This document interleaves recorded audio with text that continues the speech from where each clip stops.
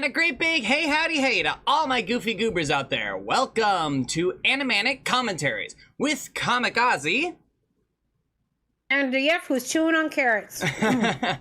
And tonight we're gonna be watching the Disney classic Hercules.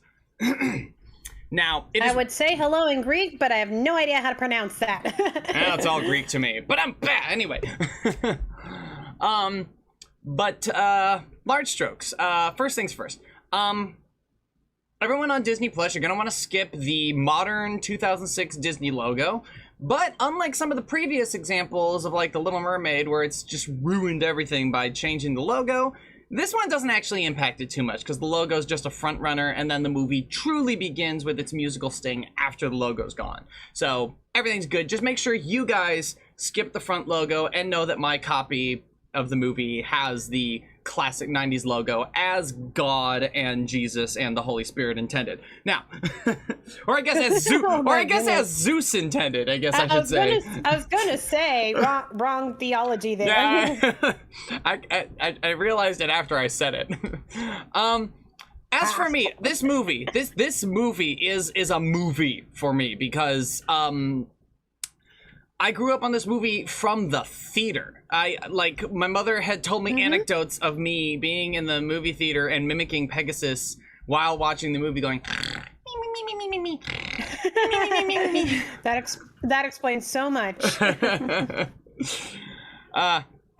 So basically, yeah, this movie has been me. Just this is my movie. Like, in terms of a movie that basically is mine, I own it, it's my property now. Like, this movie is mine. Like, I will defend this movie till my dying breath. Like, I don't like, it's like anyone says a cross word about it, it's like to the dungeon with you, 7 years dungeon. But I'm okay. So I'm gonna make a little bit of critique on it, but also I do love this movie. It's been a quotable movie in my household. Every time someone in our house says, "I do not know," my dad answers back, "You can't. They're immortal." Yes. Every time. Every time. Yep. And that, yeah, the movie is not like, it's not immune from critique. It is very critiquable. But like, I think on the whole, like, for its faults, for me personally, it works on the whole. Like, everything about it, like, hits pretty well. I think there's one little hiccup that I think I do have a little more trouble with as an adult, but like, other than that, like, that's pretty much it. So I think, for all intents and purposes, I think we should go ahead and get this movie started and try to get Gracie off the mac and cheese. So yes, and she's rubbing up against my mic. So if you guys hear purring, because she's so close to the mic, I apologize. All right. I don't know. Could you hear purring? Because she was sitting right next to the mic. I don't know. Maybe just the slightest bit, but like, I don't know. Maybe the noise canceling on the microphone. Maybe Discord's noise canceling is doing its job. But nevertheless, I think it's ready for us to begin. So everybody, get your copy ready for the logo thing. I'm gonna start mine in 3, 2, 1, go. Okay, so one thing that you note about this, it's not meant to be culturally correct. It's meant to be a comedy. Yeah, it's kind of a hodgepodge of what we know of the myths. Hercules is the more well-known name, despite this actually being the Greek Hercules. Like, Rome is not even... Yeah. Yes, because as I said in the previous video, after Hunchback of Notre Dame and Pocahontas were critiqued for being way too dark for kids, they decided, okay, let's make this Hercules less dramatic and more lighthearted. Let's swing almost in the complete opposite direction. It's not that there isn't drama. And of course, when we get Alan Menken back, yep, he recycles a page from Little Shop of Horrors and gets our gospel Greek chorus. Now, literally Greek. Indeed. There are actually 9 muses, but obviously for simplicity's sake, they made it 5 muses in this. Yeah. But this is great. write a 5-part harmony than a 9-part harmony, to be fair. Yeah, probably. I think the And I only love person... how these girls all reprise their roles in the TV series. That is true. That is absolutely... I mean, I think they were in love with these roles in the same way James Wood was in love with the role of Hades. Like, Yeah. I love... The only one who didn't return for the TV series was Danny DeVito. That makes a lot of sense. He hurled his thunderbolt. There's the meme. Yep. It's just amazing. It's just great. And the animation is beautiful. Just... And so stylized. Like with everybody... Yes. The curls, I always noticed, was a unique feature of this movie, that every curl in the hair just looks like it's out of a Greek urn. Yeah. And the amazing bit about that is that it all comes from Gerald Scarfe's influence on the film's design. Like, he was initially brought on to design the production. And while the film doesn't match his, like, concept, like, verbatim, it does, like, basically get 90%. Like, Scarfe's influence on the film's style makes this the one and only Disney movie that looks like this. Disney has never made a movie that's looked like this, and unfortunately, they will never make another movie that looks like it again. It's like... Okay. I'll be getting into my frustrations. Can you spot the god who is not named in the movie, but clearly discerned from everyone else? I love how they actually went through the effort of making all the different gods, even if they don't have speaking roles in this. I think that's like Poseidon right up front Athena, there. And of course, they name drop Narcissus in a bit. Yeah. Even though Narcissus is technically not a Greek god. True. I guess they did it for the joke. They do it as a it's all in service of having some. I love that is a great establishment, and it just creates this sense of like, wait, does he literally weigh nothing? I think I just saw Eros and Psyche. That makes sense. Yeah, there was a guy with a bow and arrow next to a pretty girl that he was checking out. It has a little badge that says me. I love that. Now, what you guys got on Disney Plus is very clean and crisp, but my copy has this film grain, and I'm honestly in love with it. It's really pretty.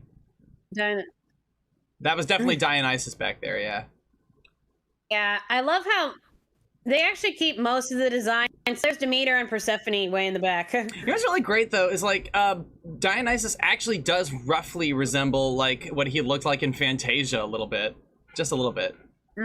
Like the Fantasia Dionysus, like fused with Gerald Scarfe's art direction. And then this is always so adorable.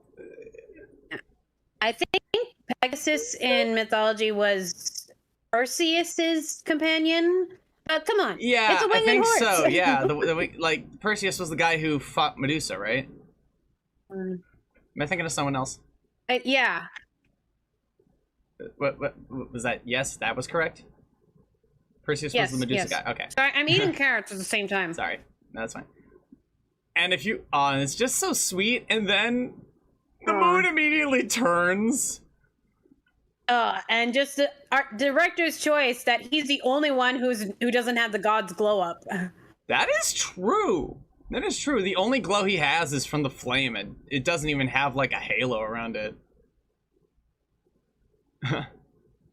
Yeah. Well, may not be. Also, he's a lot eviler than Hades actually is in mythology, but come on, James Woods just. Also, they were leaning on that whole angle of like, from a monotheistic Christian angle, that he's basically Satan because he's in the hell world. So it's like he becomes an easy target to be a bad guy. And let's be honest, the design is great. And this is probably like the biggest example of Gerald Scarfe's influence on the art. Like, you can see the spaces between his teeth when you can see his gums. He looks so monstrous. It's great. Look at that. And they keep that in the animation. No other Disney film will ever look like this, and it makes me sad.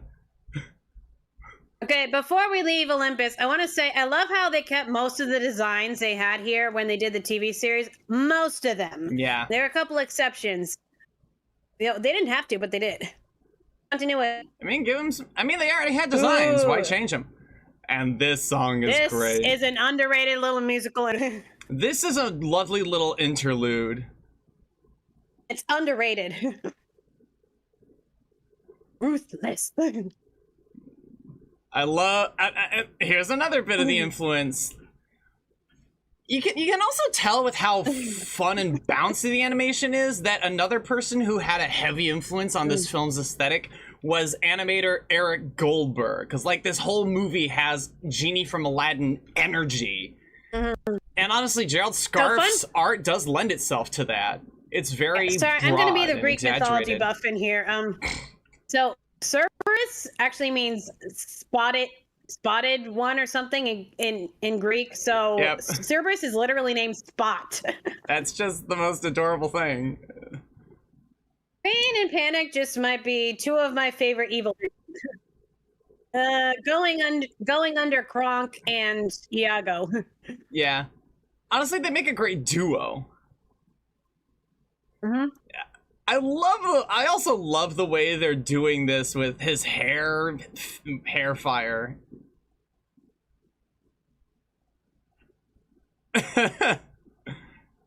Okay, now the Fates are actually a blend of two different female trios. I forget what their names are. The ones that actually share the eye are not the Fates, but what are they called? They were in Percy Jackson. They drove the taxi cab. I really don't know. Yeah. Now see, This this whole film- movie is like Flintstones. Like it's like in another historical era, but it's also modern. You know what I mean? I mean, Modern Stone Age versus modern ancient Greece. I'd say it's less like I'd say it's less like friggin' Flintstones and more like Bugs Bunny meets Robin Hood cartoon, where it's like it's got these anachronisms, but the world itself is of its time period. Yeah. It's like he's got I know. That's another line my dad keeps repeating. the fire on the eyebrows. It was great. Yeah. Woods may not be good as a person, but damn, you can't hate his Hades actually, performance. Here's another one that's great example of Scarfe's influence on the film. The Fates actually do look like his concept art, like very much. Like, look at these creeps. Like, they look so gnarly.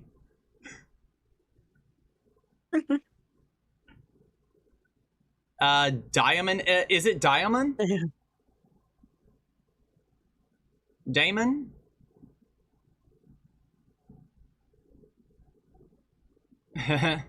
Oh, the Damon? Yeah.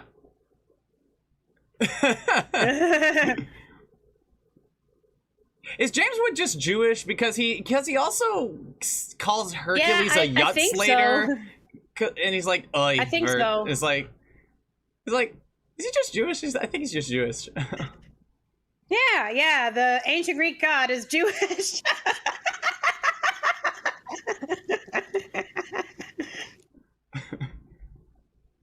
I love the rendering, the way they're painting the vision. It's just great. And that's animation you'll find in a GIF everywhere. That's just some of the best animation. Oh, here it comes. Yeah. I love the skeleton columns. I do not know. I can't. They're immortal. It's just great. Okay, so question here. Something that was pointed out to me later. If he had that thing all along, why did he never slip that to Zeus? Problem solved. All right. Yeah, and I think I have an answer for you on that one. And I think the answer for why he never used it on Zeus is that how? How would he get close enough without Zeus getting suspicious? Because Zeus... I mean, he could send his minions to slip in, just put it in his ambrosia drink, and...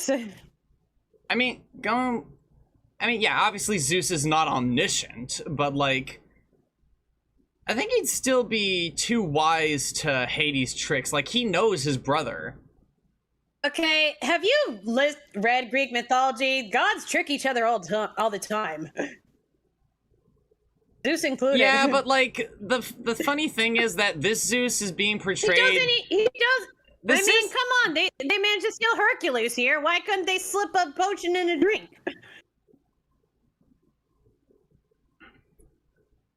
They can steal a baby. They can slip a drink. Another potential answer is that it could only work on a baby, and an elder god like Zeus would not be affected by it. But it's like, you don't even need to explain stuff like that. That's fair. Like maybe they needed a bigger dose, and he only had that little itty bitty dose. That's also a potential problem. And fucked up. You had one job and you fucked it up. Okay, so in Greek mythology, she is his actual biological mom. Right. Zeus is not the nice guy who's faithful to his wife like he is here. He's a player or a slut. You choose. Your choice. You decide. And also an R word. Oh yeah, that too. Big dangerous R word, by the way. Now, the snakes thing was taken from, Hera put the snakes into Hercules' crib and he defeated them. Yeah, because Hera was, like, viciously jealous of Zeus fucking literally anything that moved that wasn't her. She was always faithful to him. Yeah. And it was so about she's the like, marriage. I'd be angry too, but why take it out on the women and the babies? Well, probably because you can't kill a god. Yeah, one can only imagine. How Hercules was actually conceived. So what Zeus did was, while Amphitryon was away, he took the form of Amphitryon, and well, yeah, the woman's not to blame in that situation. And again, to tie into that whole pottery aesthetic, like, we have literally we literally have the pottery with static images and animated images, like the Along Came Zeus bit. It's just such a great, and it's also such a budget thing to do, right? You have to have an artist paint and render it very nicely, but all you have to do is have a static image, and then pan the camera across it, and it saves you on animation for at least a few seconds. Ain't that smart? I'd say that's pretty smart.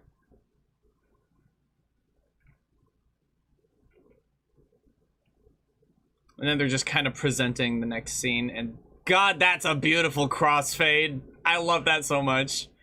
Yeah, they do an interesting thing with Hercules here. Obviously, this Hercules is very different from how he really was in the myth. Again, Hercules was kind of a like father, like son kind of thing. He wasn't the nicest guy either.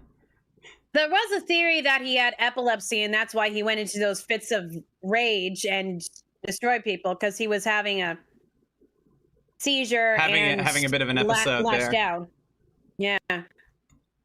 Yeah, but here they make him like, this kind of geekish. Despite being the super strong guy, he's very he's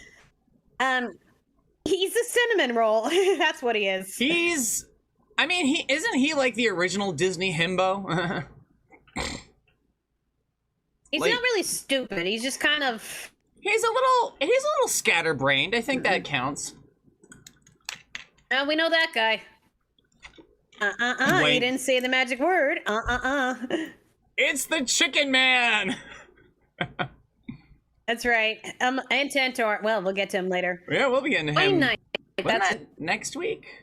Is that next week? I think that's next. No, Mulan's after this. Ah, you're right. This is just mean. And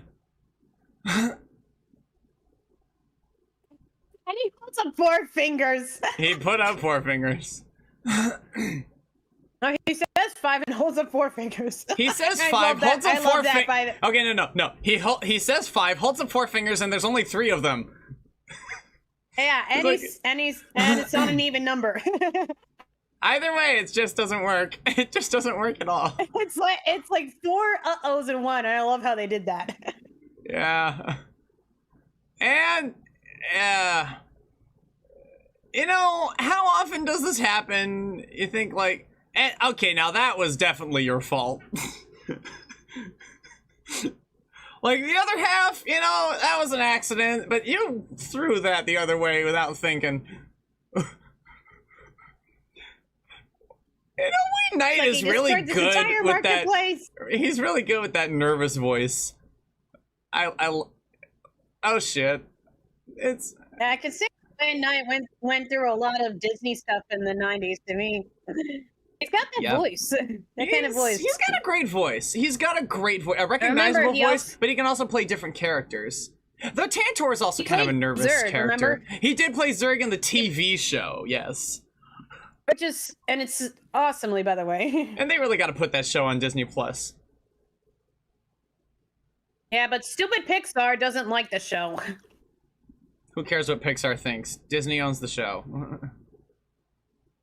It's not even on DVD except for the one movie with Tim Allen's voice. I want my Patrick Warburton buzz, please. I don't know. I think I kind of like the Tim Allen voiceover in there too. Mostly because I grew up with that movie, but God, just okay. Back to this. They really are ostracizing him. Like they go. I know. They don't go full Clark Kent. And it's something about super strength, which they don't go full. It's Clark interesting because I can't talk. All right, it's interesting because you know. Boys from a young age are encouraged to be this strong. Well, maybe not this strong, but strong and athletic and all that. And in this case, it's stopping him from. Literally, he's so fitting in. He's so freakishly strong, athletic, and such that he accidentally causes destruction in his wake because he's a bit of a klutz, and that's not necessarily his fault. If he was born with two left feet. Here we go. Yeah, I feel like Alan Menken's kind of taken a little bit about Seymour's character into Hercules too with the songs. Yeah. And Aladdin, actually. Yeah, and I feel like beyond Aladdin's I Want song is more the reprise of One Jump, whereas this just does get us like outright to, and I think because Aladdin's more of a slick streetwise smart mouth kind of character, so he opens up with that quick-witted song, whereas Hercules is more in the emotional angst of like, I can't help but like wonder, why don't I belong here? I keep fucking up, maybe I don't belong here. It's like and it kind of sucks for him. See, he kind of stumbling in his walk a little bit too, you'll notice. It's like he doesn't know what to do with his legs. Yeah, because you notice his ankles are kind of pointed inward. He's pigeon-toed. He's got this. He's stumbling in his walk. It's like the poor kid. Like I feel really bad. And for now him. He's finding out he's adopted. Taking it honestly very well.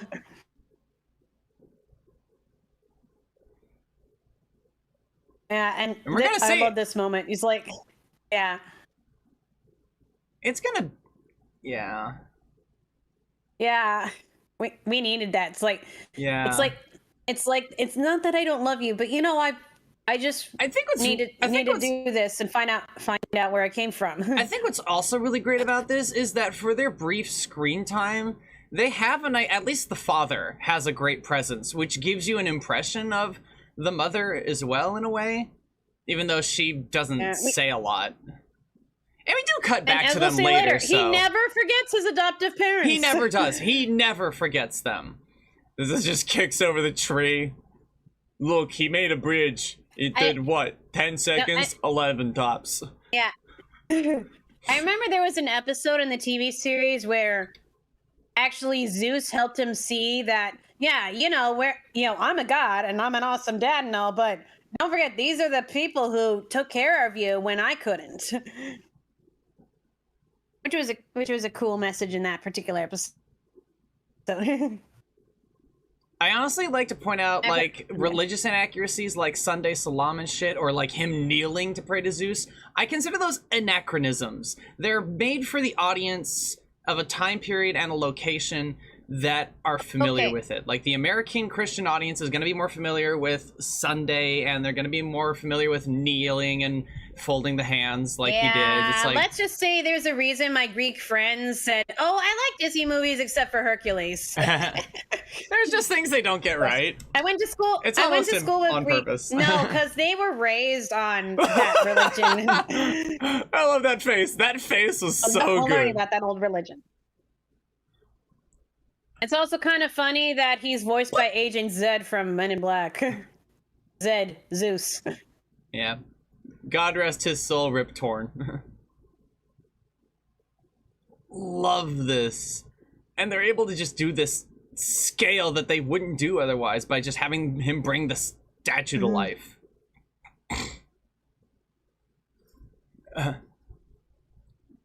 And you know, to be fair, they can make some guesses with some of the architecture, considering what we got is very, very old.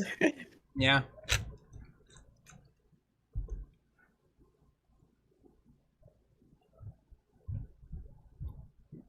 Aww.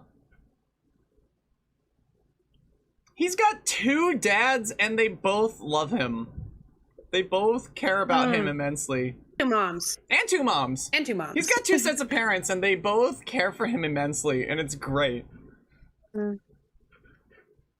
But I point out the dads because they're the ones who get the most dialogue and screen time out of the parents. Fair enough. So I really get to know these characters, and I love the way he did that phylactetes. I love whoever animated that. You deserve a medal. That was great. Though I think Hercules was actually trained by Chiron the Centaur. And I love how they make fun of that in the TV series when Chiron shows up and Philoctetes doesn't like him. That's nice. Like, let's just make a TV series now we it's can... mythology. They can take liberties with mythology. Yeah. I mean, at once upon a Especially time, mythology this was... I mean, once upon a time, this all was a religion, but it's... But, you know. It's taught in Greek history class, but it's not who they worship now. That's true.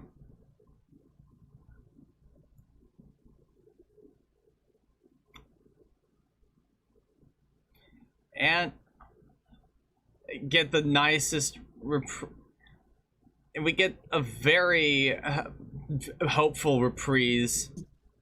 Very belted out too.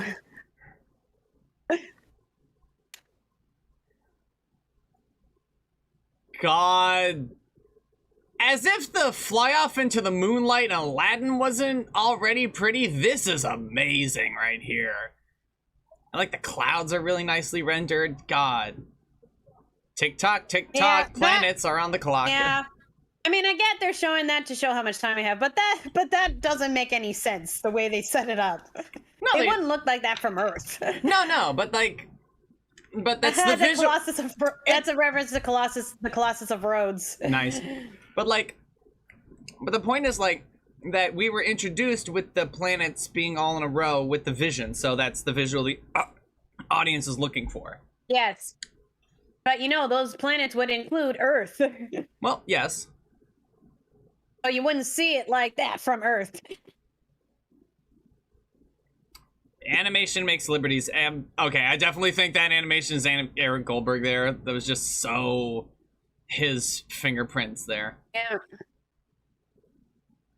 Actually, I think to Daphne, the nymph who ran away from Apollo and then turned into a tree to stay away from him. That shot with the tree and Phil, actually, I think Eric Goldberg was responsible for that whole shot there. I love his little red nose. And if that ain't already an example of how cartoony this movie is.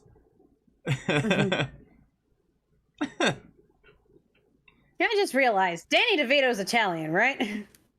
Isn't he? Yeah, he certainly sounds it. And now we're in Greece. For Roman rule, that's kind of funny. So Hades is Jewish and Philoctetes is Italian. That's great. I mean, at least at least Jews were prominent around this time. It's true. They probably would have been Rather very Hebrews, near I and should around. say Hebrews. The Hebrews would have been definitely time. around Greece, yeah. Oh yeah, definitely. Oh. They've been around for a long time. No, although Cleopatra Hercules was probably Hercules actually was supposed to be, he was on the Argo. Huh. Well, they correct that in the TV series where he goes on a second. He goes with Jason to find the Golden Fleece. Nice. Mm. Wait, why was Odysseus on there? Odysseus succeeded in the end. And Perseus had a happy ending. Achilles, though. Yep. I love when Achilles returned in the TV series. Watch that Trojan horse, kid. It's a doozy.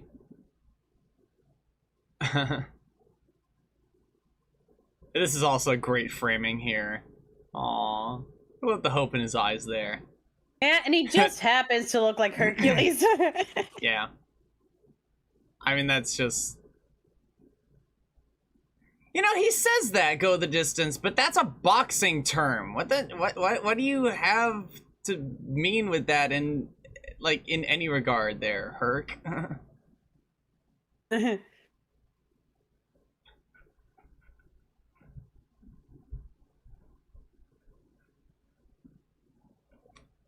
Love that look.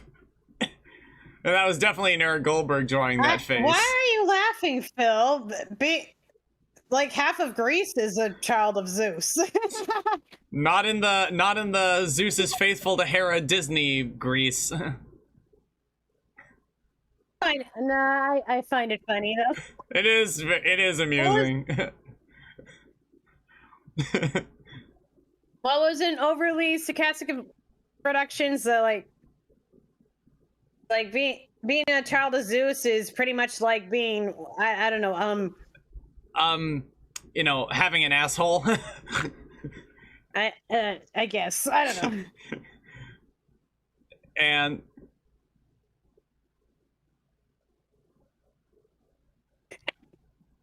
I mean, for once his answer was actually going to be 2 words, but then, well, literally God struck him down with lightning.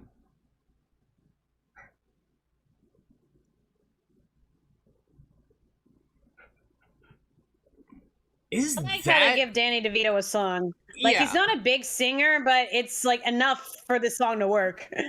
He sings pretty well.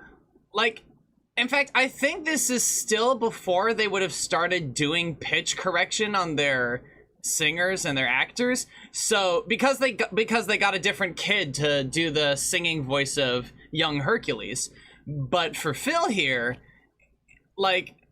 it really does sound like Danny DeVito. And honestly, I think he's... I love Robin Williams, but I think he's doing a better job than Robin about keeping the notes, Probably because they wrote the song for his key. They wrote the song specifically for him. Friend Like Me wasn't written for Robin Williams. It's not a difficult song to sing, I mean... Because, the thing is, Friend Like Me wasn't written for Robin Williams to sing initially.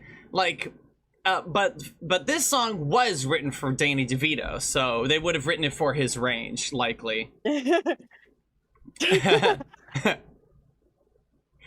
I love this dummy. This dummy just has so much personality.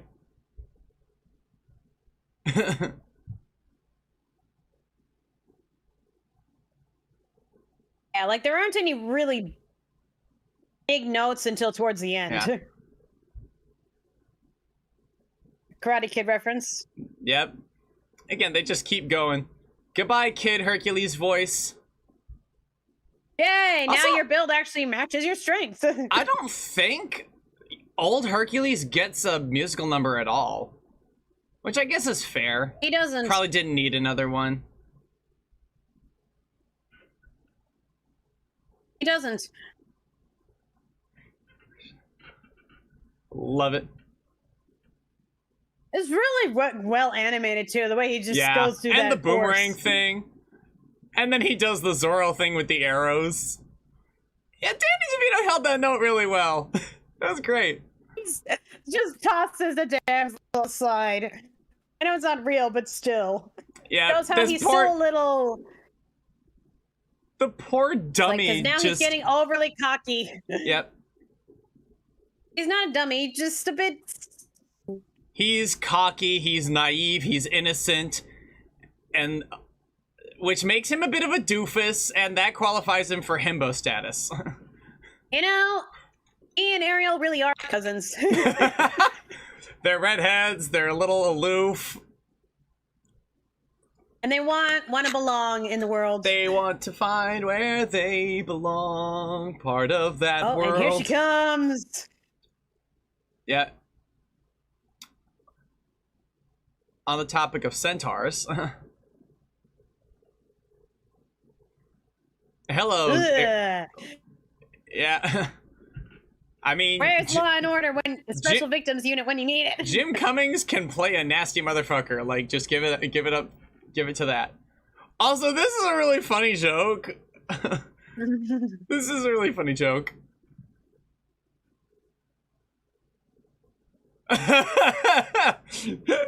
You don't get it as a kid, but when you're older, it's like, oh, whoa, whoops. I'm a damsel. I'm in just. I love Meg so much. Just the sass, honestly. Like, yeah, I'm a damsel in distress. Doesn't mean I need your help. Get your sword! I had a little Hercules figurine that held a fish. What was that laugh? Hang on. I'm trying to think, like, this reminded me of another character Jim Cummings plays, that laugh that he did. I'm trying to think. Pete? Sound kind of like Pete. You know, a little bit like Pete. Yeah, but you weren't really being tactful there. He's got a thick skull. Okay, so apparently Meg is 10 years older than Hercules. And what is Hercules 18? Now? Like, I think Hercules is like 20 18? Now. No, because remember, in 18 years precisely, while Hercules was a baby. That's right. Which would have hit, like, at oldest would make him 19. Hey, it's better than some of the other gaps in ancient Greece. Yeah, too true. Just saying. And they even got the rodeo music, the like spaghetti western music going on. Hey, he learned that move from the Headless Horseman, or Ichabod, I guess. Yeah. Honestly, I think that homage had to have been intentional. Like, you don't have the rider like hold the horse between his legs and loop over the top of the thing without thinking of Ichabod getting on the wrong horse by going over the branch. It's like and Pegasus gets a hit in. Yep.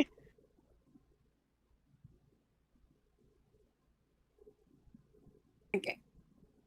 Yeah, he's right. You have a lot of strength, but you lack tact. Let the animation when his eyes go purple and fluttery.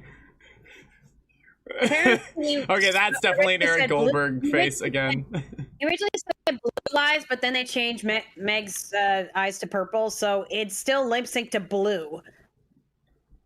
And then they just changed it to Goo Goo eyes because the lip flaps match a little bit.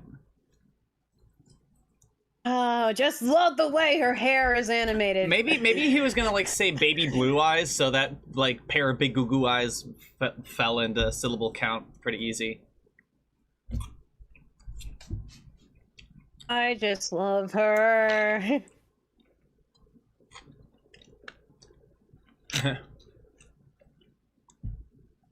And plus she's Susan Egan, who did Belle on Broadway. Yep. And you can imagine Alan Menken's like, okay, we need someone for Meg. Oh, what about that girl who did Broadway Belle? Yep.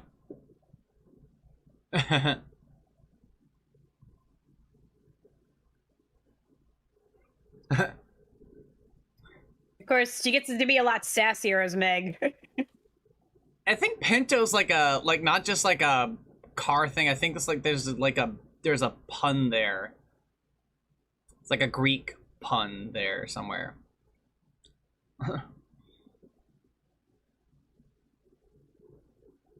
Oh boy. Wow. No other Disney movie will ever look like alluring, this. But, yeah. You could have a girl who's completely alluring and yet also tough. Look at him. Nothing going on upstairs. Also, Meg is just a shameless flirt, and I love it. Yeah.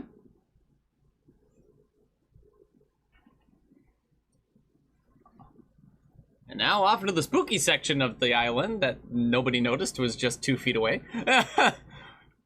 Motherfucking Bambi.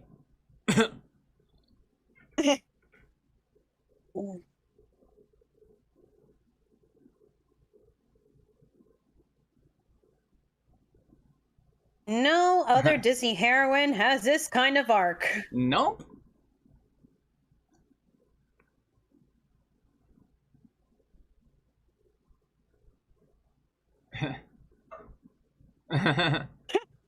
My dad always quotes that too. It's a chess reference.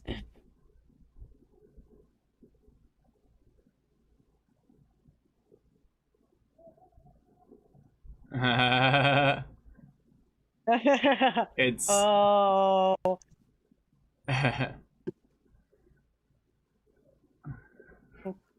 Oh. Okay, to be fair, Hades, wouldn't you have noticed his soul never came to the underworld? I mean, wouldn't you have wanted to know? Because I would have wanted to know. Like, see? In the 18 years, he never bothered to check that he was dead? And you could have? Yeah. Love this joke. I mean, I know a lot of people die, but you would have... Right? This is on you.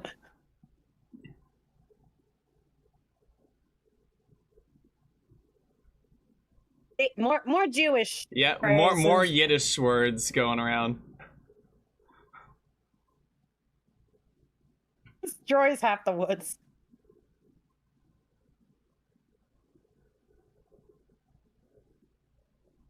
Yeah?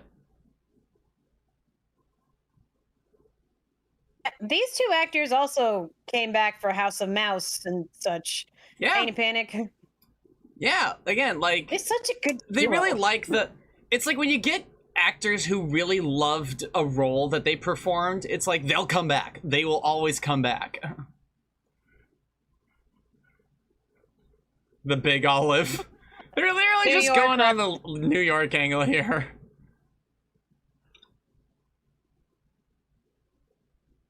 I mean, even the music here is evocative of, like, New York. New York, it's a heck of a town. It's the kind of vibes. Okay, now here's something I never got as a kid, and I do now. I know Hercules didn't even look away. He's like, what are we talking about, right? Because he saw that it was just a bunch of sundials. Yeah. He's also just not. Hercules, like, he's also just not familiar with flashers in general. Yes, he's a little cinnamon roll. He's so innocent. So it's Atlas who holds up the sky, or the world, or yeah. He holds up the sky. Yeah. But of course you can't. That's the best way you can really design the sky in a statue. Just saying.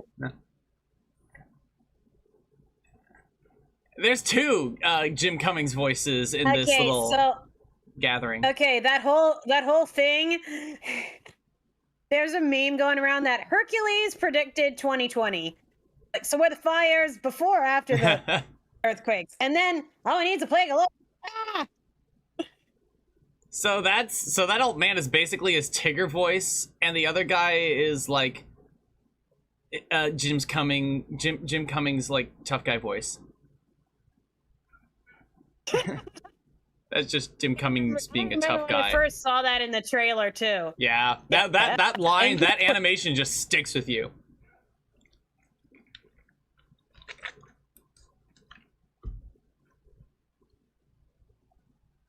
Oh God, it really is Jim Cummings. You know what's back really, to back. you know what's really interesting though?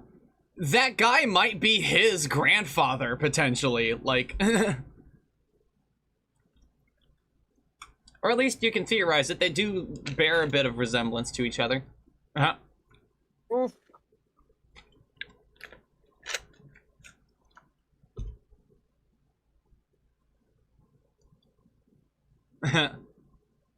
Woof. Phil. That guy looks like Bruno. You're right. You're right. You mean the guy? Yeah, the big guy looks like the old crotchety man could be his grandfather.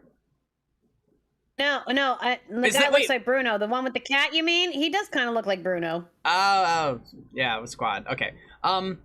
Was that April Winchell?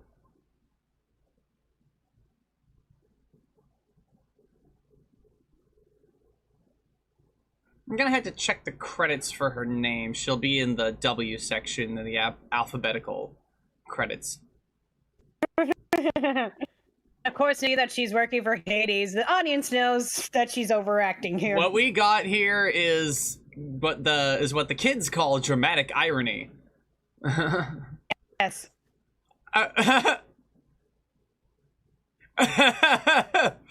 She completely breaks character for a second. Kathleen Freeman. Okay. That sounds like it'd be a very familiar voice to me, because like she sounds so familiar.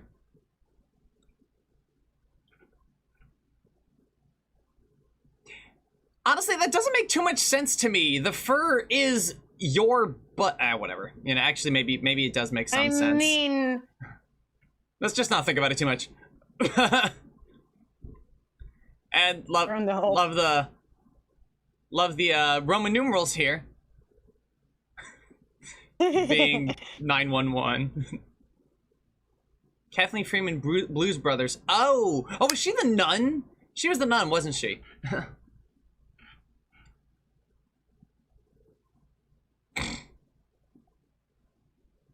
But anyway. And everyone just flocked over here somehow really fast.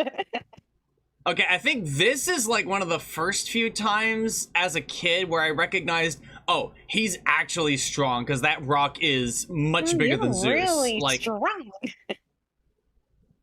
That look from Panic is like it's like smiling. What was that line, right? Also, I love that. Also, listen to like his voice. He's playing up kind of like a Superman, like, take care, citizen. No, but you notice how Panic looked at Pain after he said Jeepers Mister, like, No, I need to go back and watch that. That's hilarious. It's like he's still smiling, but he's looking at him like,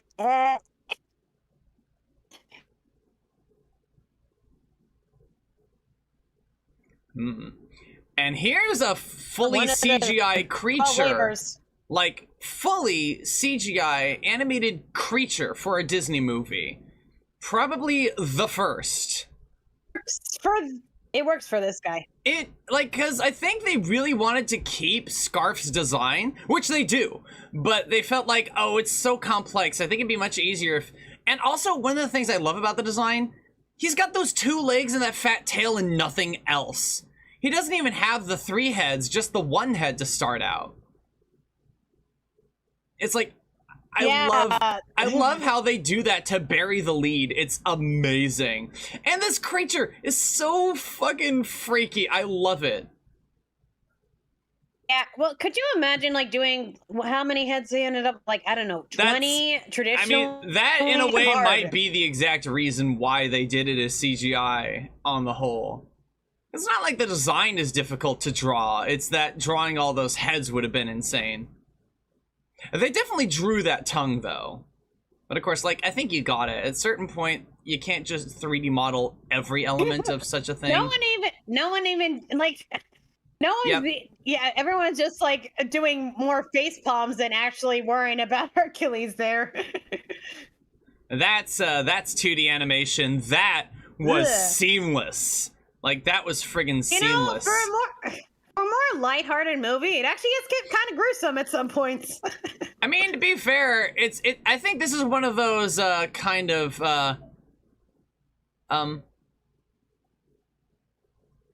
I think this is one of those things like where when like bad stuff happens to characters in Amphibia, you get away with it because the character comes back. They're not. It's like, it's fine, don't worry about it. You know? I was talking about the head slicing, like you see. It's like, yes, you see it, it's gross. Yeah. But then, well, this happens. So like, it's not dead. Not yet. Yeah. And now it has 3 heads. And now you know it's a Hydra. Seriously, look at that thing. Look, it has 2 stumpy little legs and a big fat tail to keep its balance. It's like, you don't even think about it, but it doesn't even have, like... And I think that is true of the myth of the Hydra. When you cut off 1 head, 3 more grow in its place. So... God damn it, Herc. Yeah, and you know, a CGI monster works for this because it's utterly terrifying. It creates a style. It's like when some of those monsters in Courage the Cowardly Dog are kind of creepy, you know, because the stylistic inconsistency of a CGI or stop motion monster up next to the 2D characters is kind of unnerving to look at. And that arm is 2D heads, animated there. Says. 30. Yeah, that's There's the animation we saw at King's Dominion somehow. Yeah, like, I don't think that could have been legal. I get that they were using it in laser projected form. Love that. I love the sound they make, like... And I don't know why, but, like, there are moments where I couldn't tell the difference between the claws being CG or 2D, but I was so flummoxed as a kid that this claw, which is very much 2D drawn, I felt like, for some reason, it felt and looked so different to me that that's not the same creature, is it? But it is. I think it's because of, like, the whole... And now they're excited. Because, you know, he's a god, it can't kill him. Well... He's got superhuman strength. He's not immortal, but the superhuman strength is kind of his, I was talking about Hades smoking. Oh. And...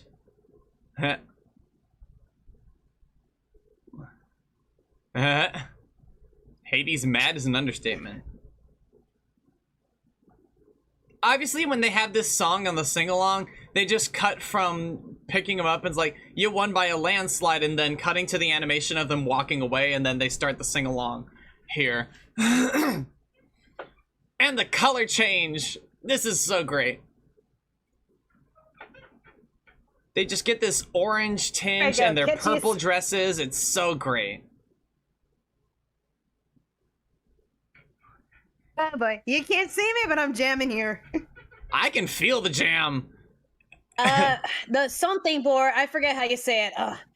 There are definitely references to like the labors of Hercules. Yeah. Pretty much done in montage form here.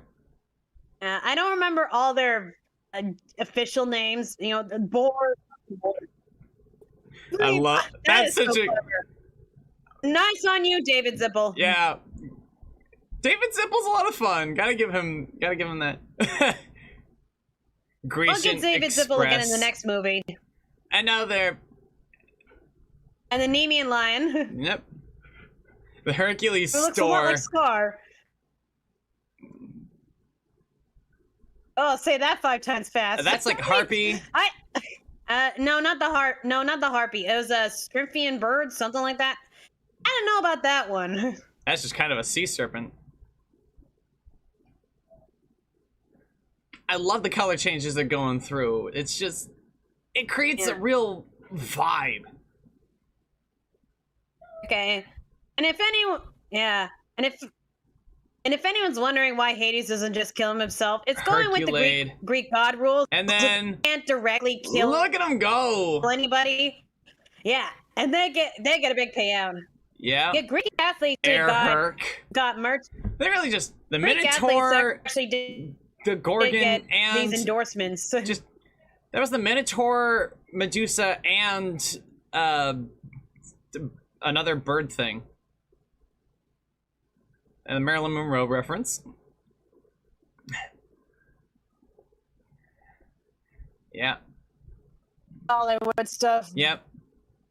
But yeah, Greek athletes did get endorsements. So That is true. Because the thing is far that, out there. and like if you think of the Roman like Colosseum and gladiators and that vibe, they don't do battles to the death. That it's was not Greece, so Olympics. Right. It's Greece. That's true. The Greek Olympics.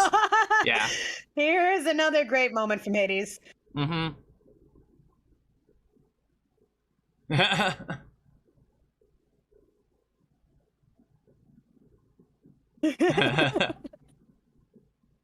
I'd be mad too. That the lighting. I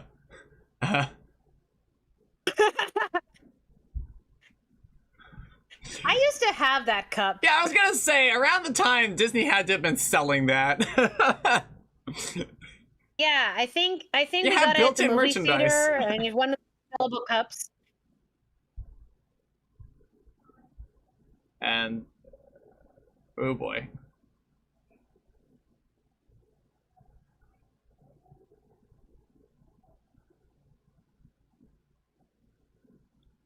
I think I did vaguely understand that as a kid, like, but not fully. I mean, you see it, she's got curves. Yeah, and also the way he's just tracing her, like, outright. It turned into soda can. And the saxophone.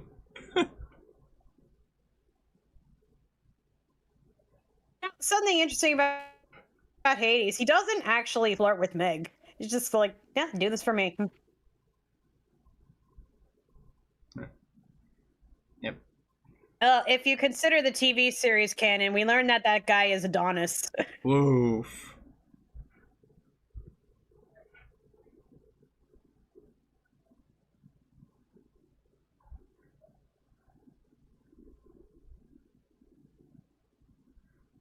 Yeah, you don't even need to see it. You so just good. you just Yes. hear it, and you see the looks on their faces.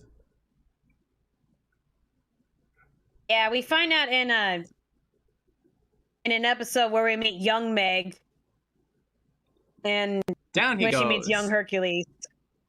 Of course, because thanks to the Lethe water that makes you forget, they forgot their actual first meeting. Yeah.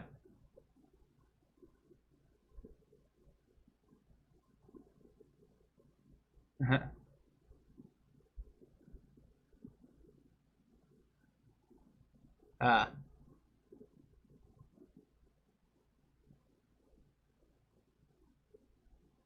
Oh, this is tough. It's like, Yeah. what more do I need to do?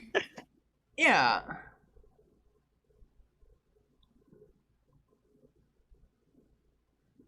Yeah. Of course, Zeus is right too. Yeah, he's got a good point. It's like Hercules like wasn't seeking fame, but he has conflated fame with being a real hero because he's done heroic things and he's become famous for it. It is a minor vice on him. He's not conceited, but he was really just hoping that this was his break, that this was his in, you know? I mean, he's beat up a bunch of monsters. He's beat up all the monsters that, and again, the monsters wouldn't have been a problem if Hades wasn't sending them at him specifically, directly. You know, that's also 30-minute workout scrub. Yeah. Like how do you know? That was another one. Cleaning the stables of man-eating horses. Yep. Hippolyta's girdle. That was another task. You could probably guess how he managed to get Hippolyta's girdle. Yep.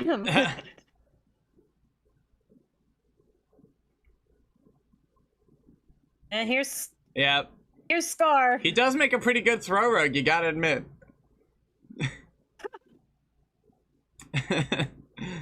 Yep. So does this mean the Lion King took place in... Nah, I'm kidding. Here's the thing. Kidding. I mean, you have the Beast and Dumbo in the Tower of Toys in Aladdin, so, I mean, anything goes. But still, there's no way to... The Lion King's not really set in a discernible time period, so No, it could have taken place anywhere, anytime, any place. well, Africa, but anytime. Yeah. You can fend off monsters, but you can't fend up women. I mean, give him a break. He's been spending most of his training with monsters. He's been trained to save women, not fight them off of himself. Because he's a gentleman. Yeah. Too much of a gentleman, if you ask me. This dork. He's still pigeon-toed. He's a little dork. He still has lipstick from the raging fans. Yeah, the Aegean stables. Yep.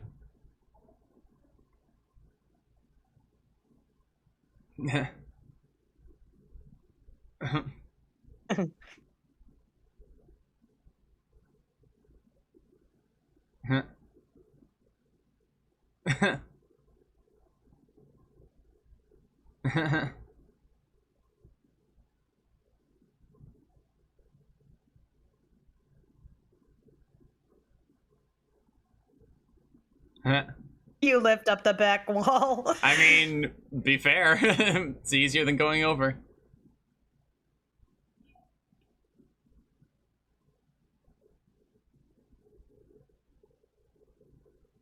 Yep, that's a joke for the adults.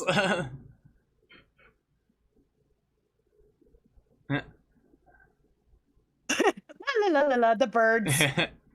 They're just dressing up as the most saccharine, cute Disney characters every time you see them.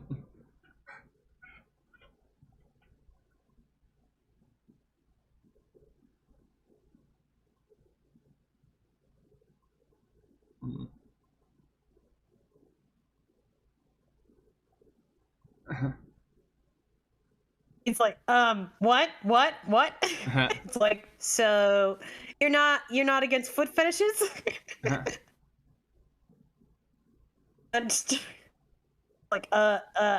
no thanks. No, I wonder if Herc is somewhere on the ace spectrum. I don't think so. I think he's just afraid of her coming onto him so strong. Yeah, but I loved how, I didn't really understand the significance of him pulling up her strap. I was like, Yeah, it's like, would you please? That would actually probably be me. Yeah. Mr. Milo. We still don't know what was the arms.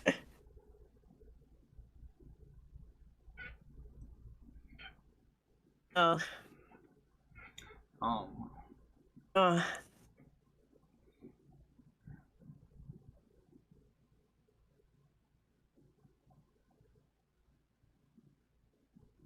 Oh.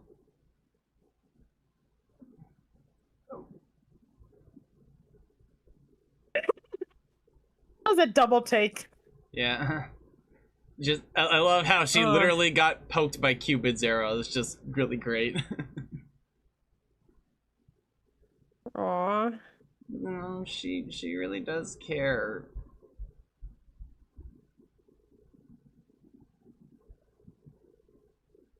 Hercules, alert!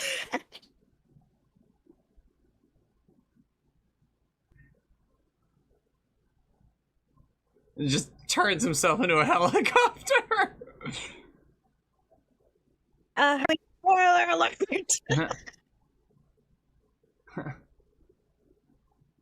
I believe you killed your wife in the original mess.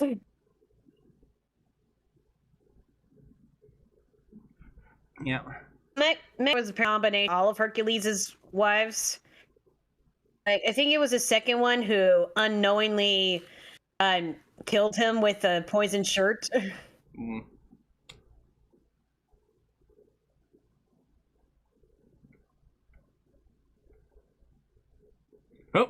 Oh God. Because we had to get Phil into the next scene. I mean, it's a great way to do it. Love struck Herc, just knock him against the branch. Here we go. You can already hear the melody playing. It's a great prelude right there. Also, again, the ripples reflecting on the statues back there, that was so great. Now she addresses it. It's Hiram had this moment at one point.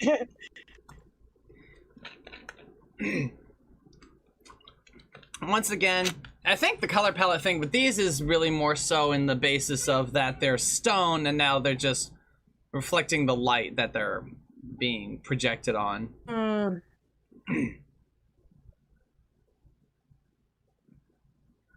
You know what's really great about this? But Meg was gonna have. I don't know. What's really great about this is that it really does function like a Greek play where the Greek chorus is on stage with her. It's just so good. Yeah, you're right about that. So, anyway, originally they were going to have this ballad for Meg, but they thought this more upbeat number would fit her character better. And then that gag right there. I can't believe my heart. I can't believe my heart. Susan Egan did record it. It is beautiful, but come on, Meg needs this upbeat song here. Meg's personality lends itself to this kind of number. And he already has a statue at the fountains here. I saw somebody drew this as Lumity art with Meg as Amity. It's really cute. And here's your Haunted Mansion reference. Yeah.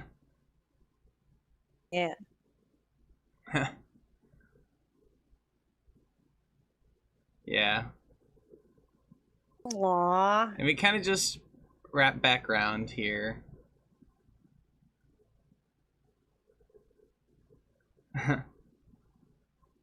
In terms of stealing from his own work, shoo-doo, it's not doo-wop, but it's still, yeah, I mean...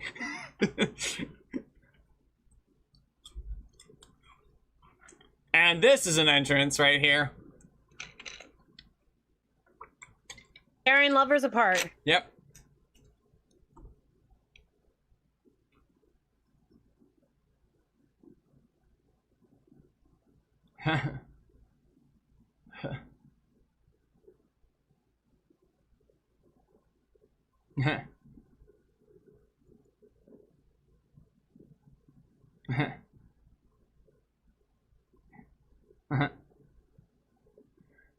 Woof. That's... Now...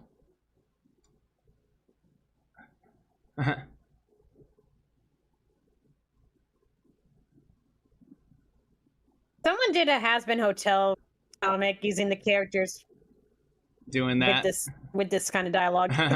Yeah. It was a radio dust one when I don't like that shit, but it was a well done comic.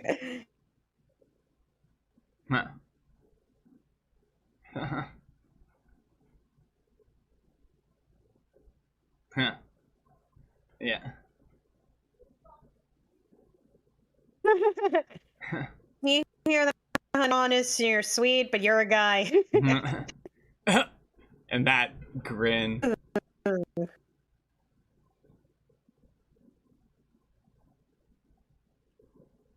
Ooh boy. Here we go, baby. It's happening now. Or at least 5 hours from whenever now is in the movie. He's in love. Yeah, seriously, he and Ariel really are cousins. Also, the way Pegasus accidentally had a bird in his mouth. Oh my god. Oh. Oh.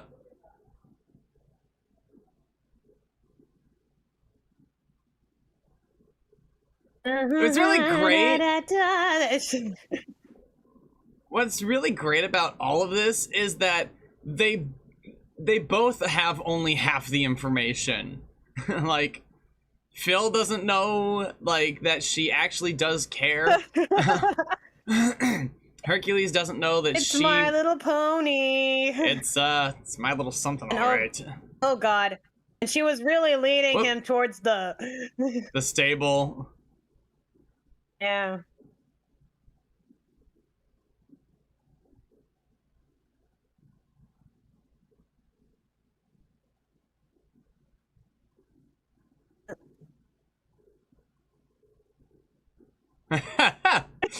Love the way his head just went all the way down. His shoulders were like a mile high. You could tell he really hates being the one to tell him this. Yeah.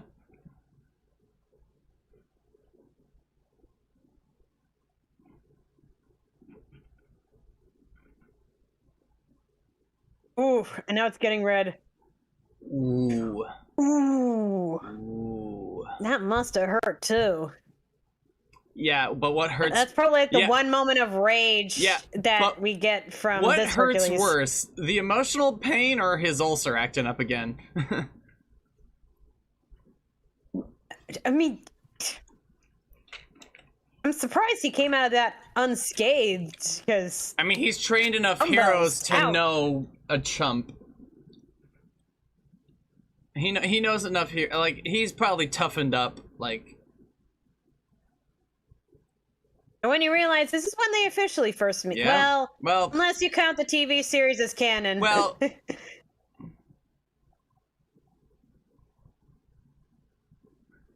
Oh god. Yeah. I saw a video of the Disney villains speaking in their native language. If you look at Hades in the Greek version, it is really a fast talker. I'm like, what? I mean, you gotta match that energy. That car salesman energy. Look it up. Hades in the Greek version.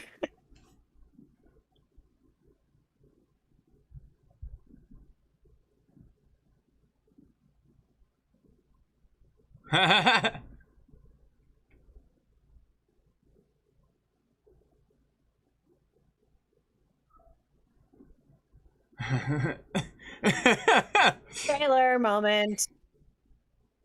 I love the anecdote from James Wood is that like it was like everyone auditioning for Hades like giving a big devil performance, and he just walked and was like, "Hey, Hades, Lord of the Dead, how you doing?" Yeah. It's like, it works! It works so well. And making him one of the most iconic Disney villains ever. Also... I made this movie. I got plans for August.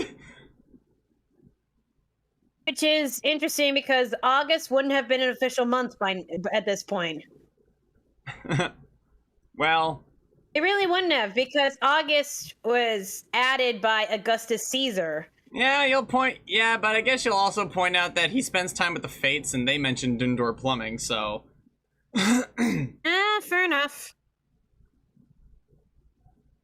Got plans for August. Oh, maybe he knows that Augustus Caesar's coming. The Roman Empire.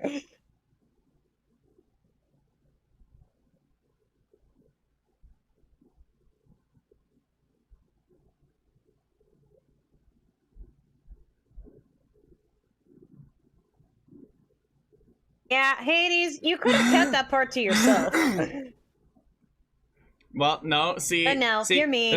There's something very important here. Kick him while he's down, and he... Like, you kick him when he's down, and, like, then what's he gonna do, right? Like...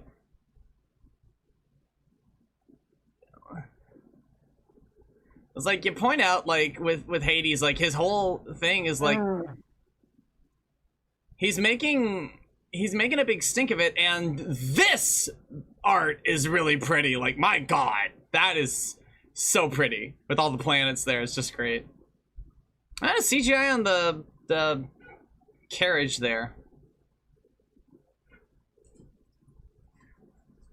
Okay, totally leave out the fact that, Hades, you helped Zeus in the Titan War.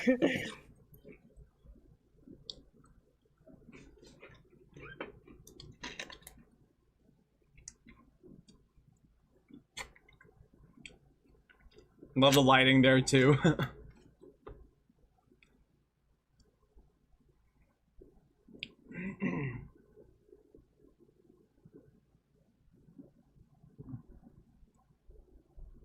This is actually really great because this really this really introduces us to the Titans' powers, because we've known of them this whole time, but we haven't seen them in action. And then, yeah. To be fair, they've been under the ground for like millennia, so.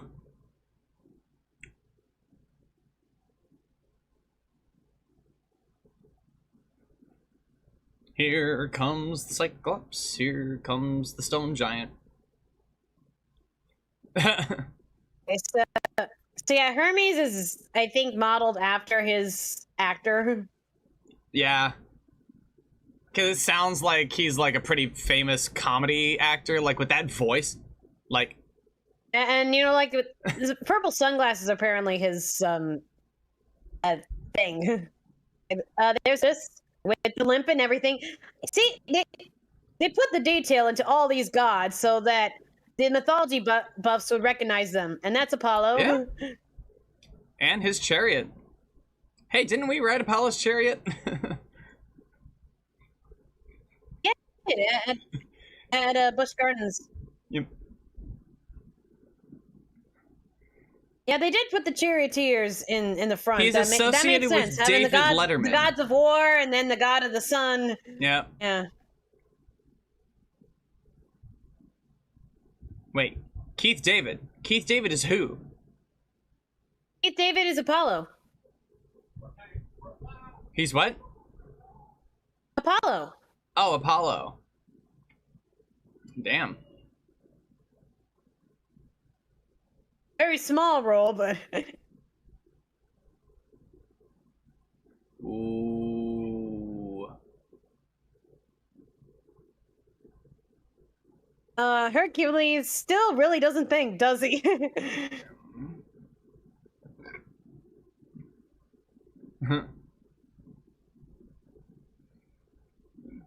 You gotta admit, they did a really good job of making this Cyclops disgusting with every wobbling bit of flesh just hanging off this thing.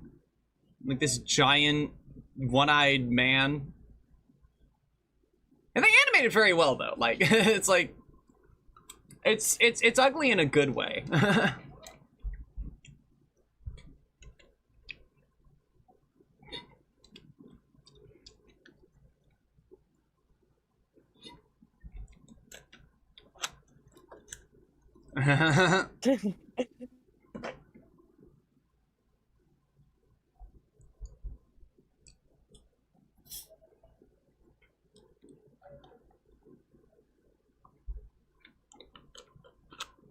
So what boat is that supposed to be, anyway? A barge.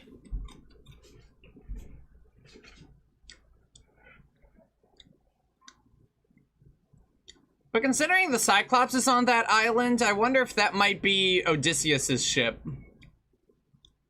No, because we've already had Odysseus, and it's just a barge out of there, honey. Yeah.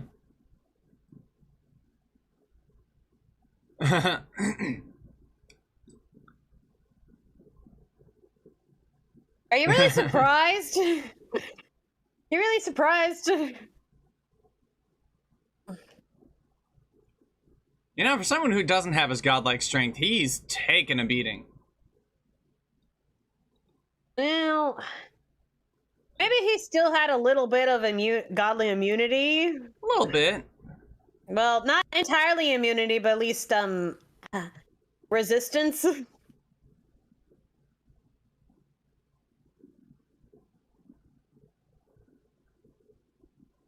he really does look like Rocky Balboa in the end of the film. Like, he's all bruised up and shit. And I mean, if it worked for Odysseus, right?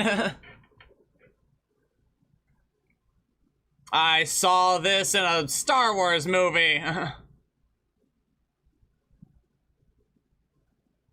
guess not a Star Wars movie. Yeah, you actually used your hero training for once. Yeah, he actually got smart. Yeah, shit. Yeah, no, she got freaking flattened. A few collapsed ribs. But otherwise, she doesn't look bruised in the slightest. What do you want them to do? Pull up her shirt? No. Maybe just, like, maybe just have some purpling up the side of her torso, maybe, because that was a giant golem.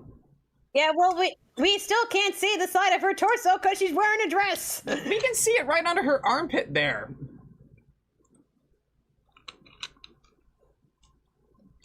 Bruises on the arms? That's another one, Bella. That's a good answer. No bruises on the arms because her arms weren't hit by the pillar. Her back is exposed in that dress. You could always have something on her back. We don't see her back.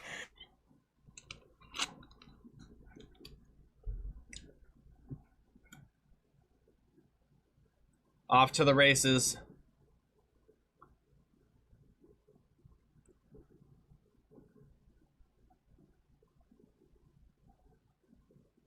Yeah. They managed to put Persephone in this whole thing somehow, even in the series. Or I'd like to think this is Hades before he met Persephone. That's I think that's a really nice way of looking at it. Maybe Persephone made him better. There's a lot of fanfics out there of people retelling the Hades and Persephone myth with this Hades. Some of them are pretty good.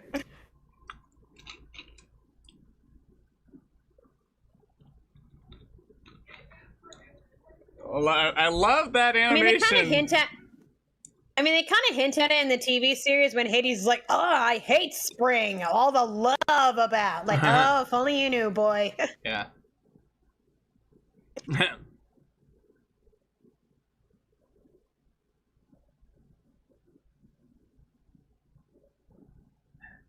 Hercules comes in as the secret weapon that gives everyone the upper hand.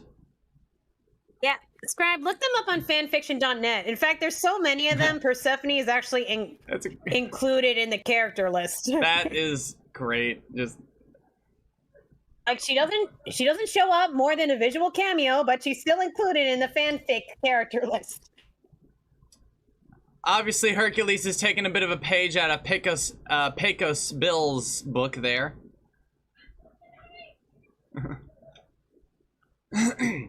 That's a pretty explosion. That is very pretty.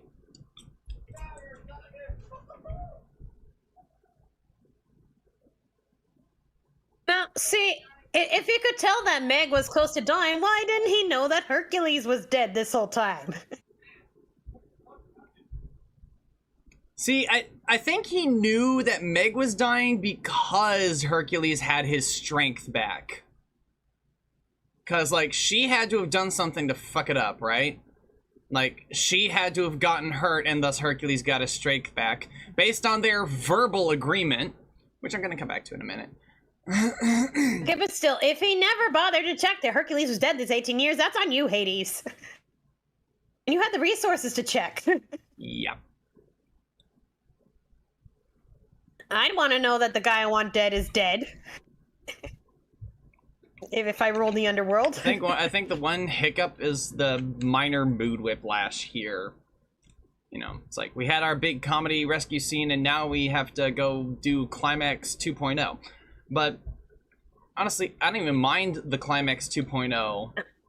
I think it's a good you know, you see one big heroic act, but now we see the real heroic act that makes him a true hero. Yeah.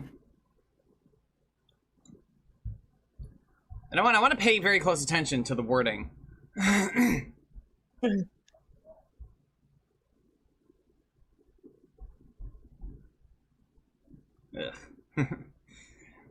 What a bastard, honestly.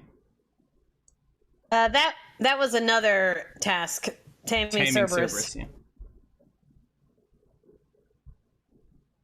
Yeah. Is Meg the first Disney princess to have died? Not really. Technically, Snow White died. Technically. She was in a sleeping death. It's kind of a magic death.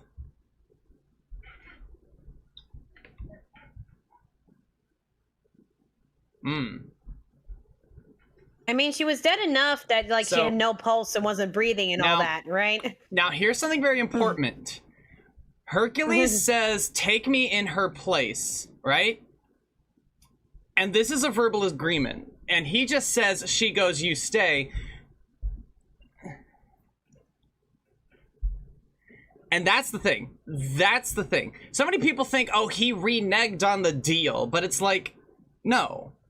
Unlike the previous deal that was made, there was no proper fine print to the whole thing. There was no parameters like, take me in Meg's place means that Hercules has to die.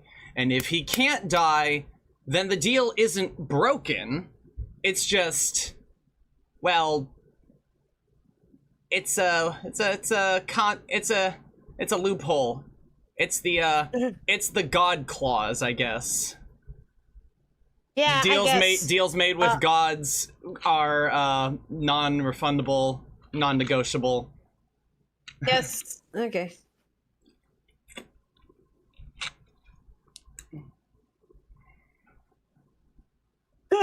He's just losing it. Right in the face. Just punches him in the face. It's like, okay, well, I deserve that. I mean, you can't kill Hades. Yeah, that was pretty crass there, Hades. Like, poor timing.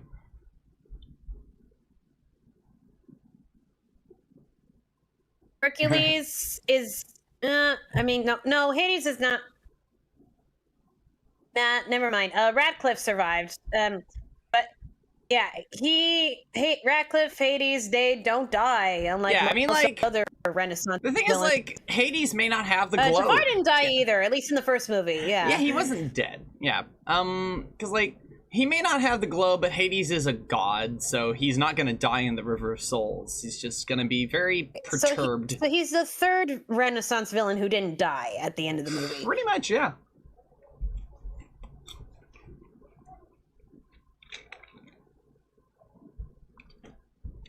Oh. Back at you, girl. Up, hold up.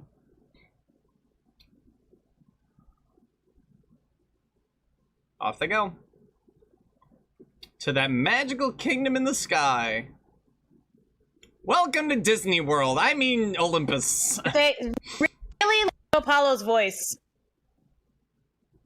Hell yeah. Gotta love some Keith David. Yeah, I can hear it now. Very young Keith David. 1997 Keith David. Well, it would have been when he was doing Gargoyles. True, true.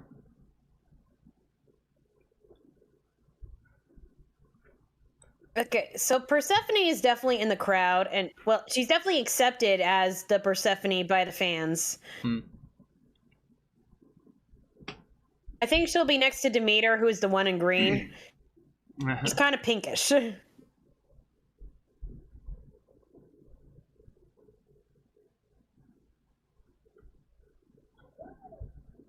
Yeah, that's beautiful. God. It's so... What's something really great about Mount Olympus? Yeah, that blonde one right there is Persephone, next to Demeter. Nice. The one thing that's super great... The thing is, like, Mount Olympus is a mountain, and then there's a mountain of a Mount Olympus formed out of the clouds as well. I love this design. It's just great. And that looked like Eros right there with the wings. Yep. But not the Cupid that they had in the TV series.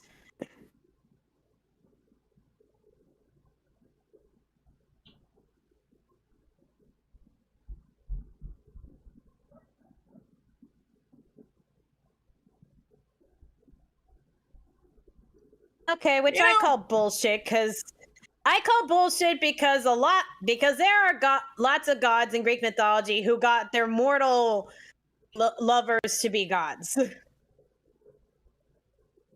Eros and Dionysus included. Yeah, kind of weird.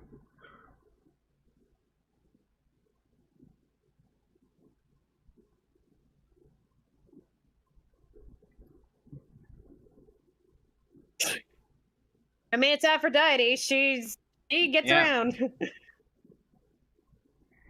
And this is a nice finale. The piano thing is the piano is one of the actor's trademarks too. Nice.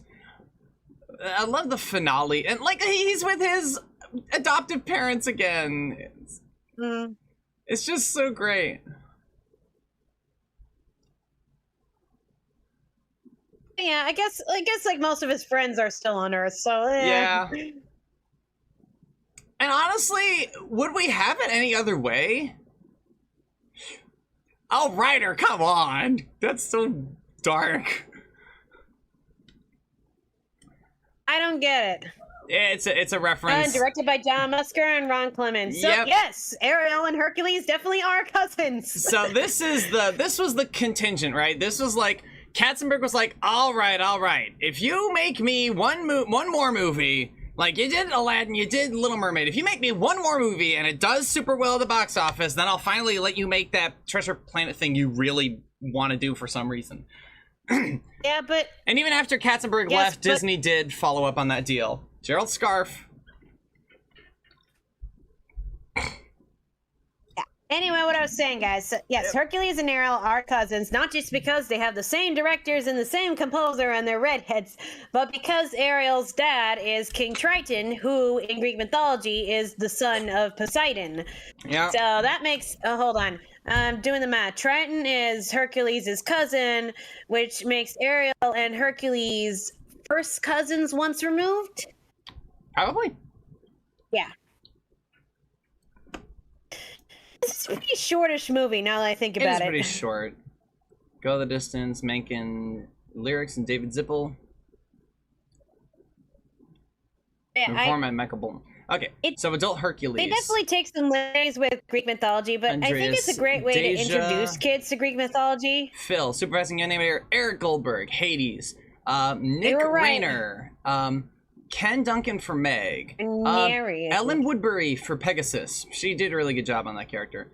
Supervising animator Anthony. Wow. Okay. Yes. These credit codes vie too fast for me to read the supervising animators on these characters. Bobcat. That's his name. Nancy Beeman is the lead animator for the Fates. Now, Ariel is not Hercules' niece because Triton is his cousin. Right. So. So then they're the first cousins once removed. I know how it works. I got lots of first cousins once removed. And they're my mom's. They're my mom's cousins. Based on an idea by Joe Hader. Interesting. Well, give it up to Joe Hader. It was a good idea. Cap supervisors. I don't call my first cousins once removed my aunts or uncles or anything. I just call them my cousins. Cleanup animators, the in-betweeners, the breakdowns, the lead key assistants, in-betweeners. I wonder who's responsible for like the inks section. I guess those are the people in the caps section, the caps assistants. Thebian townspeople. But yeah, you guys really got to check out the epilogue fanfics where Hades kind of goes through a bit of a redemption arc once he meets Persephone. All right, so like there's one where Persephone is the one who accidentally gets him out of the river Styx, and she has no idea who he is. An additional cleanup animation. Oh yeah, and in a couple fanfics I've read, Pain and Panic really love Persephone because she's nice to them. I wonder if any of the effects people were responsible for like Hades' hair. You think there'd be someone listed for Hades' hair effects? Effects assistants and in-betweeners. Give it up to Ruth Lambert for casting. Great job, Ruth. You did a good job. Corey Burton was a burnt man. Probably the guy who brought up James Woods somehow goes at the end. Well, alphabetical list. Yeah. But yeah, no, he was the burnt guy who's like, at least we saved old Snowball. The guy who looks kind of like Bruno. Animation check, color stylists. Give it up to the color stylists. 2D animation processing. Oh, yeah. Painting. The backgrounds. Oh my god. So beautiful. I mean, remember when we had like a handful of people who were in charge of the layout and background art, like Claude Coates, Mary Blair, and a handful of other people? Now we got like 1 million people working on the background arts for these things, and it's like doing different, like, it's like, okay, I do the base layer and then I send it to the next department, and then it's kind of like an assembly line of people working on the, I mean, it's just insane, like the amount of work that goes into these movies now that they're in this, and obviously they kind of got to do the assembly line route where it's like, okay, I ran the base colors, now you do the detail work, okay, and you do the shading and stuff like that, right? Because these movies are basically being pumped out one movie basically every year, with like one exception where they missed like 94 or 95 or something like that. Maybe it was 96. But yeah, they missed a year. What are you talking about? I mean, the Disney Renaissance movies were back-to-back one movie a year, essentially. They missed 93, unless you count Nightmare Before Christmas. Yes, yeah, so Disney, yeah, they missed 93, like, with, yeah, so... Thanks because to the entire, 94 was Lion thanks to the King, entire 95 Walt was Disney Pocahontas, animation... 96 was Oh, hey, wait. We literally just watched these.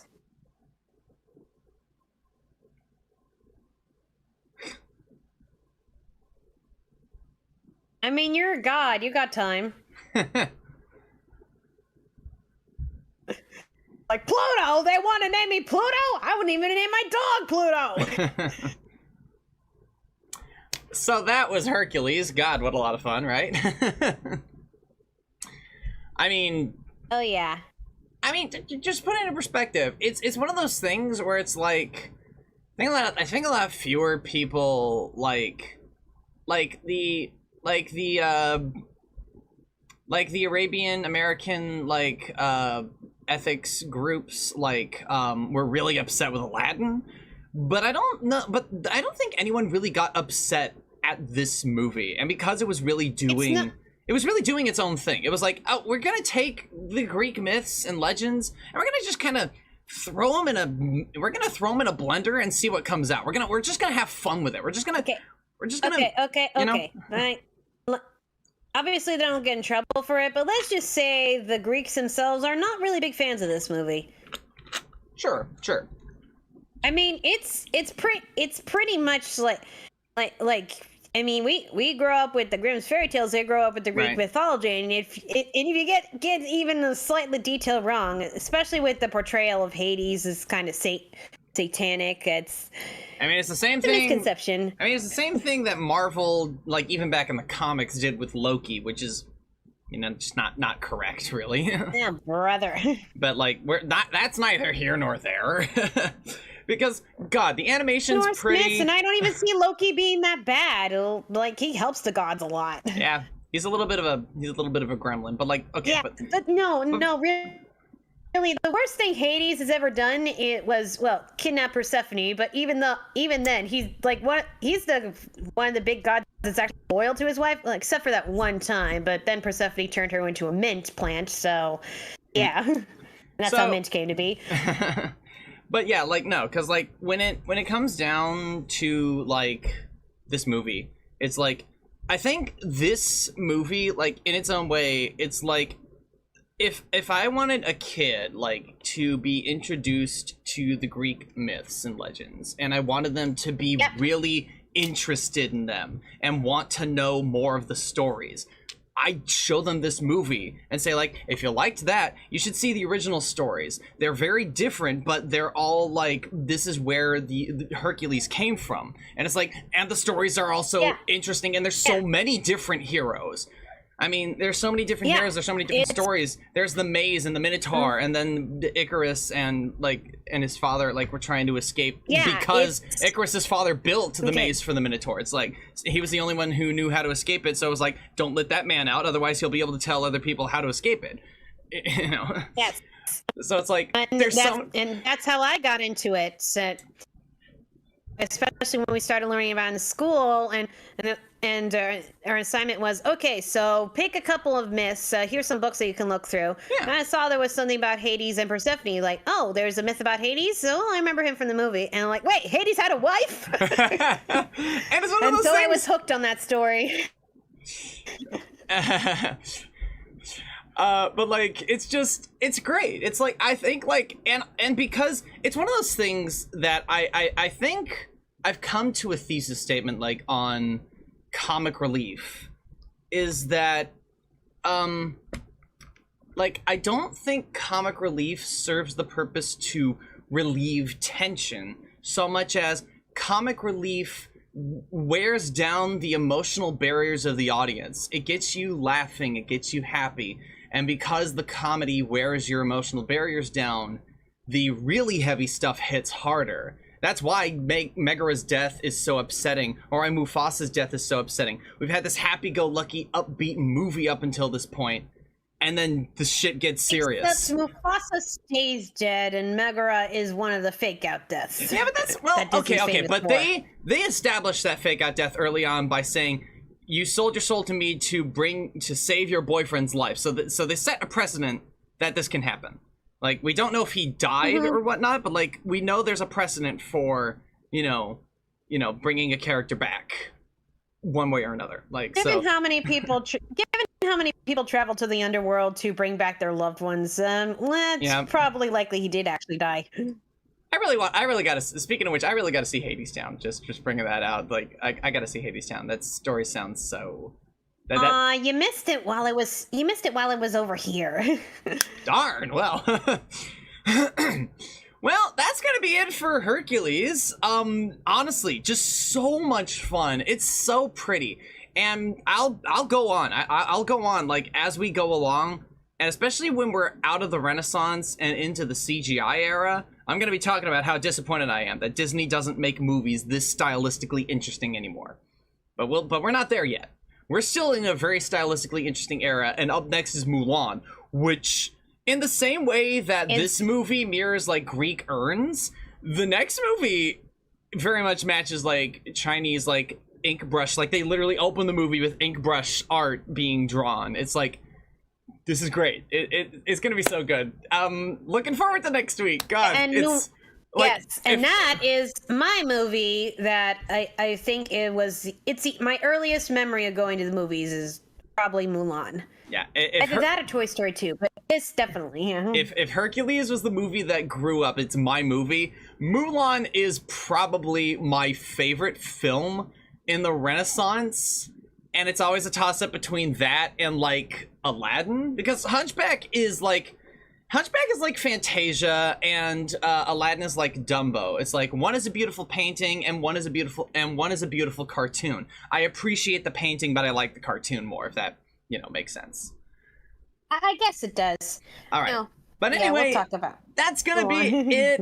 Thank you all so much for joining us for this beautiful... God, I can't not. This movie's great. And if you're viewing this after the fact, thanks for watching. This movie is great. I encourage more people to find it if you haven't ever seen it before. So I'm glad you came here. And until next time, remember to take care, stay safe, and be kind in all that you do. Good night, everybody.